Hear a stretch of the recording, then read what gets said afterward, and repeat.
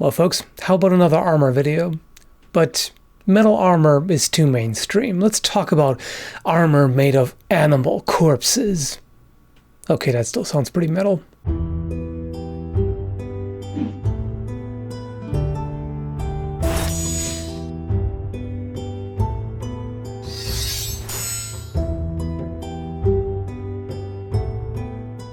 Alright, so organic armor. I'm narrowing it down to leather and other animal parts just to make the scope a bit more manageable, because otherwise you also have to deal with stuff like wooden armor and reed and, textile and stone and all kinds of other materials. That would just be way too much. So leather is the first obvious one. And I'm not going to get into a debate about the nitty-gritty details of exactly how common leather armor was or how expensive it was to make, etc., etc. I just want to show you some specific examples so you can make up your own mind about the topic. Suffice to say that leather armor is one of those things that you see constantly in movies and fantasy scenarios, and quite often the way it's shown is completely ahistorical, which has led some people to claim that leather armor never existed. There have been a number of debates on various forums and in videos, all of that. But there is indeed some evidence of leather armor in history. Because it is an organic material, it doesn't preserve very well, so there are a few finds, but there are some. And the most common type of leather armor is scale and lamellar. This is just a more efficient use of the material. I used to make leather armor myself between like 2002 and 2007, and this was something that I like to do because it allows you to use leftover pieces that just don't really fit for anything else, but you can still cut out like little rectangles or scales out of it, and you don't waste as much compared to cutting out larger pieces that need to be shaped in a particular way. And also the process of preparing and tanning hides often leaves you with holes and tears, so working with smaller segments is more economical.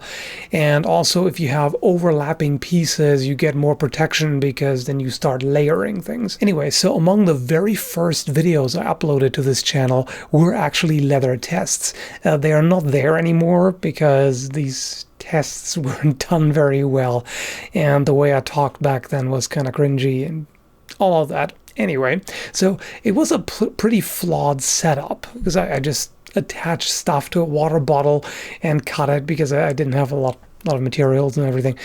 So this is of course not a good test whatsoever because there isn't a lot of mass in just a freestanding bottle, and there is no bone or any kind of hard material underneath. So this is nothing to do with a human body.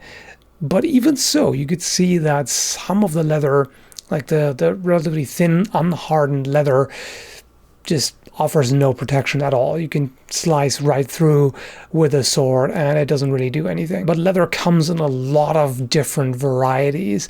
Depends on the type of animal and the thickness and how it's been treated. All of that. Anything from thin suede all the way up to, bison hide and who knows what else. I've made a couple of videos about this leather here, which is extremely thick and tough. It seems to be made of several layers, and especially when you boil this gets very hard. This stuff is really difficult to penetrate with cuts or even thrusts, and it has also stood up pretty well to shots from my light medieval crossbow. So, good example of what leather can be. This is of course modern made, but back in history they had methods of hardening leather as well. And of course they could also glue several layers together, which would make for a pretty hard and tough composite. So let's take a look at some of the examples. Okay, here's a very old find and a remarkably well-preserved one thanks to the desert climate. This is a leather scale armor found in Tutankhamun's tomb, who was buried in 1324 BCE. And this consists of a sleeveless coat of 6 layers of linen with a thin leather lining, and it's got thick leather scales attached to it by means of leather straps. You can see some details on how it was made here. So this is an amazing find, very interesting to see, and also pretty neat that there are signs of abrasion on the edges of the scales, so this was clearly worn. Here's a later find, also from Egypt. This is from the 3rd to 4th century. From what I've read, these seem to be rawhide scales, and so some people have suggested that this might be Roman lorica squamata armor. Some say, on the other hand, that it's horse armor. Now, overall, there's very little evidence for Roman leather armor. Sometimes in movies you see Roman leather breastplates of the kind of muscle cuirass type.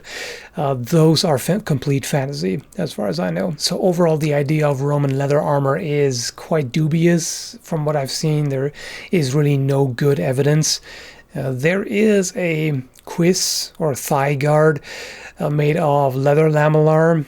The culture is uncertain here. It could be Roman, perhaps. It could also be Hellenic or even Parthian. So this one is a bit uncertain, but pretty interesting to see. Lamellar armor is quite common in Mongolia, Tibet, China, and other parts of Asia, generally made of iron or steel, although there are a few examples made of leather as well.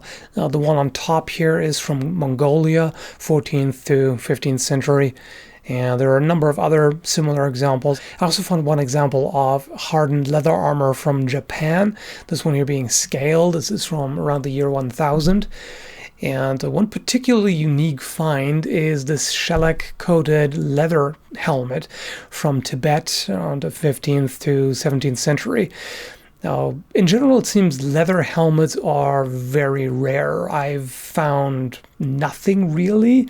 There may be a few isolated cases, but from what I've seen, it's not really common at all. Leather linings in helmets are not uncommon, or helmets consisting of leather and metal, things like that, but entirely made of leather, that seems rather unusual. There's also some Native American armor from pre-colonial times, because just like in Europe, as soon as guns came into the mix, they discarded the armor because it just didn't really help them. Anyway, so they used elk, bison, moose, walrus, or even alligator hide, depending on what was available in the particular region. And sometimes they used multiple layers, up to 6 apparently, from what I've read. And there's a very interesting account of sand reinforcement. So supposedly they took the hide and rubbed it on sand and gravel, then coated it in glue, and rubbed it again, coated it again several times, and that way reinforced the hide.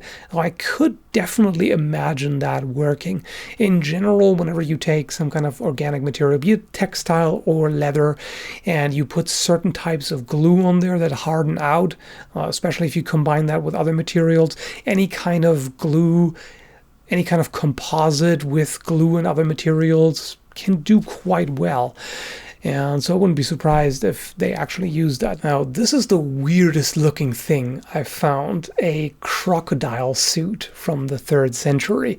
This was found in Egypt, and it seems that it was just ceremonial, used at a temple of Sobek. So not actual armor, just for worship, but it was too bizarre not to include, so there you go. What about medieval Europe? This is usually where the debates get pretty heated.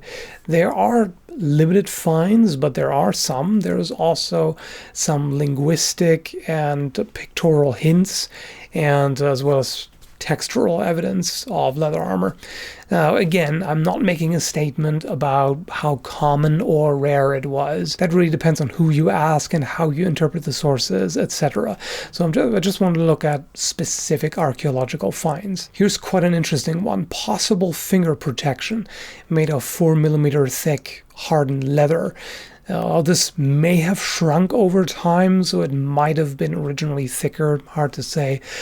They're not entirely sure how it was used. There's really no definitive proof that it absolutely was armor, but the idea proposed here is that it may have been used together with steel demi-gauntlets, and that I personally find very plausible, because if you think about it, a demi-gauntlet is really quite vulnerable, considering that strikes to the inside of the hand can quite easily happen. It is possible that back of the hand protection is all they had in mind with those, but I wouldn't be surprised at all if they were relatively commonly used with some kind of leather finger protection that just hasn't been preserved in most cases, but we don't know for sure. And here's something to keep in mind.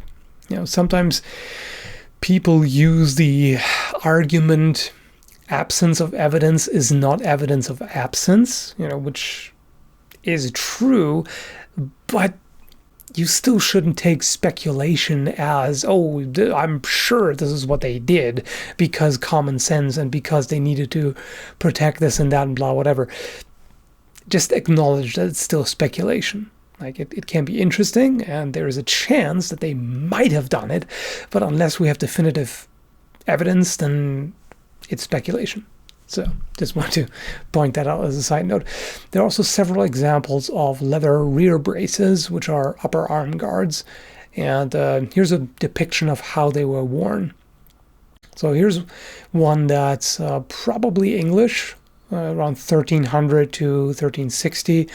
You can see two holes on top where it was connected to a spalder, which is a shoulder guard. And on this particular one, the upper left corner was cut off for some reason later. That's where that sharp line is. And this one has also got very intricate tooling for decoration. Really quite a nice looking piece. And here are two rear braces from the Netherlands between 1325 and 1450. So also pretty interesting to see.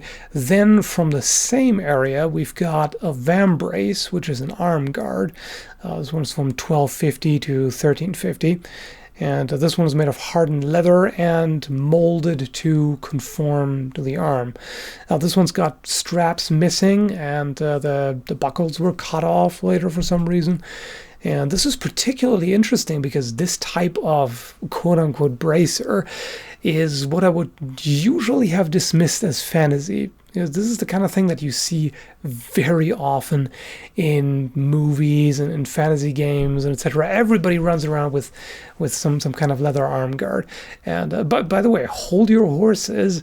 Like, just because there are a few finds doesn't mean leather vambraces were everywhere, like some movies would have you believe. Some of them existed, and again, because of how poorly leather is generally preserved, we may presume that they did exist in some numbers. It's hard to say how common, again, but it's fair to assume that those are not just individual one-of-a-kind pieces. There are also these leather vambraces here, which are reinforced with iron strips and rivets. This was likely boiled horse leather, and there is some textural evidence that leather arm guards were used in Germany by the 1330s and in Estonia in the mid and late 14th century, possibly until the early 15th. So it seems like they weren't completely uncommon at the very least. And here's another example of a vambrace from the Netherlands. So you've got a couple of them.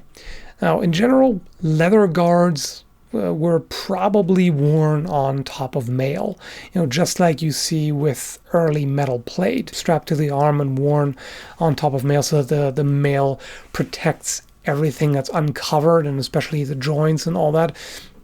So it would make sense that they also wore leather guards like this the same way. That way you've got a somewhat rigid surface that distributes the force more evenly, and you also have the mail underneath to make sure that nothing that might get through the leather punctures your body. So what about bone armor? When you hear bone armor, you probably generally think fantasy, stuff like in Morrowind and other games. But there are some examples. There are interesting types of organic armor found in Siberia, for example. This one here is between 3,900 and 3,500 years old, and it consists of long bone plates arranged in rows and bound together. There is also another newer find in Siberia. This one is just 30 reindeer plates, which were part of armor used by the Kulai people.